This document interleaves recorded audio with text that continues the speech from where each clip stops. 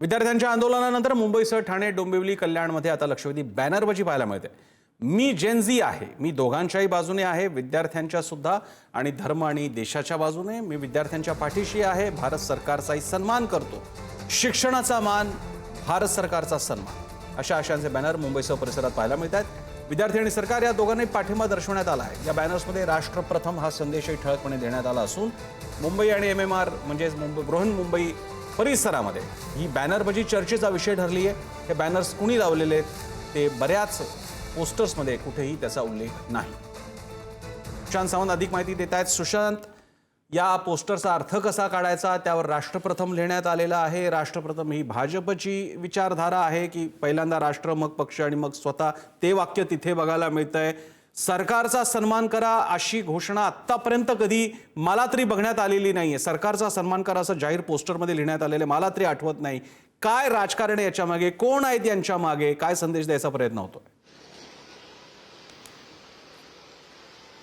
अगदी खरं आहे प्रसन्न सर, आपण पाहिलं असाल तर जंतर मंतरवर जे आंदोलन झालं त्याचे पडसाद संपूर्ण महाराष्ट्रात देखील पाहायला मिळाले आणि कुठेतरी सरकारबद्दल झेंझींचा एक आरोप होता, म्हणजे पंतप्रधान नरेंद्र मोदींवर केलेली टीका असेल, त्यानंतर मुंबई असेल, ठाणे असेल, या भागांमध्ये अशाच आशयाचे बॅनर दिसतात। आता मी ज्या भागात उभा आहे प्रसन्न सर, मंत्रालयातील समोरील हा चौक आहे, त्या चौकात हा एक बॅनर आहे। अनेक ठिकाणचे बॅनर जे आहेत ते पोलिसांनी हटवलेले आहेत, मात्र या बॅनरवर स्पष्टपणे म्हटलंय की आय सपोर्ट द स्टुडंट, म्हणजे मी विद्यार्थ्यांना सपोर्ट करतोय, त्याचसोबत या देशाचा देखील मला अभिमान आहे। तर काही प्रसन्न सर बॅनर असे होते की सरकारचा देखील सन्मान आहे, त्यामध्ये काही बॅनर्स होते की आम्हाला जवानांचा सन्मान आहे, विद्यार्थ्यांच्या आंदोलनाला आमचा सपोर्ट आहे, मात्र देशाच्या प्रति आपलं प्रेम आहे, सरकारच्या बाजूने बॅनर असल्याचं आपल्याला बघायला मिळत आहे। आपण एकीकडे प्रसन्न सर बघितलं असाल तर ज्या पद्धतीने आंदोलनाचे पडसाद उमटले, मुंबईत असेल, दिल्लीत असेल उमटले, त्यानंतर आता उद्या स्वतः मोहन भागवत या ठिकाणी मुंबईत येणार आहेत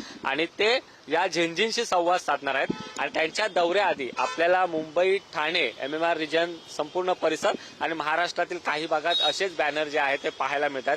विशेषतः हे बॅनर प्रसन्न सर काल रात्री लागले होते उशिरा आणि त्यानंतर या बॅनरवर कुणाचाही उल्लेख करण्यात आलेला नाही, म्हणजे हे बॅनर नेमके कुणी लावले हे अजून स्पष्ट झाले नाही। मात्र या बॅनरमधून विद्यार्थ्यांच्या आंदोलनाला सपोर्ट तर केलाच आहे, मात्र ज्या पद्धतीने विद्यार्थ्यांनी सरकारवर टीका केली होती, यंत्रणेवर टीका केली होती, त्याला कुठेतरी अप्रत्यक्षपणे विरोध होताना देखील दिसते। आम्ही असे एक आहोत की ज्याला देशाचाही सन्मान आहे, या सरकारचाही गौरव आहे आमच्याकडे आणि आपण या आंदोलनाला पाठिंबा देखील देत असल्याचं या बॅनरवरून स्पष्ट दिसतंय। प्रसन्न सर, धन्यवाद सुशांत। हे राजकारण दीर्घ आहे, मोठं आहे, विद्यार्थी राजकारणाचा वेगळा आयाम आहे।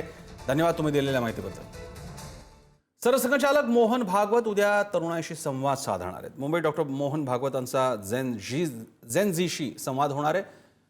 BKCतील नीता मुकेश अंबानी सांस्कृतिक केंद्रात विशेष कार्यक्रम आयोजित करण्यात आले आहेत। या जेन झी आणि जेन अल्फासाठी संवाद सत्र आहे। वांद्रे कुर्ला संकुलातील नीता मुकेश अंबानी सांस्कृतिक केंद्रात जनरेशन झी, जनरेशन अल्फा म्हणजे गेल्या 15 वर्षात, 15 ते 20 वर्षात ज्यांचा जन्म झालेला आहे आणि गेल्या काही 10 वर्षात ज्यांचा जन्म झालेला आहे आणि तरुणाई आहे, कुमारवयीन आहेत, त्या सगळ्यांसाठी हा विशेष संवाद सत्राचा कार्यक्रम आहे। लोकशाही, नेतृत्व आणि राष्ट्र उभारणीसारख्या विषयांवर हा संवाद होणार असून India's international movement to United Nations या संस्थेच्या 15व्या वर्धापन दिनानिमित्त या कार्यक्रमाचं आयोजन करण्यात आलं।